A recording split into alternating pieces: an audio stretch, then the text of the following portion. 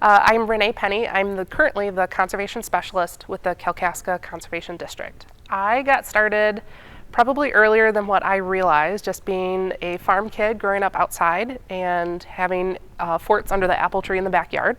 Then realizing veterinary medicine was not destined for me, and went back to nature and love working with people to make them realize how special our environment really is. Locally led conservation practices are probably the best way to go. We're working with our neighbors, our friends, our family, so it's a lot easier to have those friendly conversations and convey a way that conservation isn't a really difficult practice. It can be something as simple as not mowing your yard in May to allow pollinators to wake up. And so that ripple effect of sharing the memo with your community works out really well.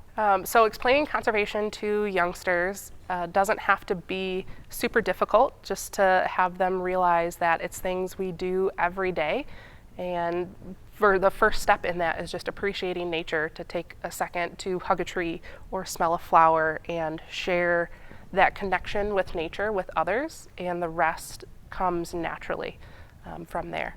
Not necessarily the most fun thing I've learned, but one of my favorite aspects of the job is working closely with private landowners to do walks in their woods behind the house and see that light bulb moment of them realizing the dead tree has all of this life behind it, that pileated woodpeckers and a whole slew of forest birds and bugs live in that, and it's just that one tree can be a diverse ecosystem that plugs in to the Great Lakes Basin that we get to live in. MACD is probably one of our biggest cheerleaders, and they work more on the legislative level to take some of that stress off of our schedule, to advocate for some funding and be that cheerleader of, we can do a lot of really cool things if given the opportunity within our local communities. I think in conservation we're at a pivotal watershed moment.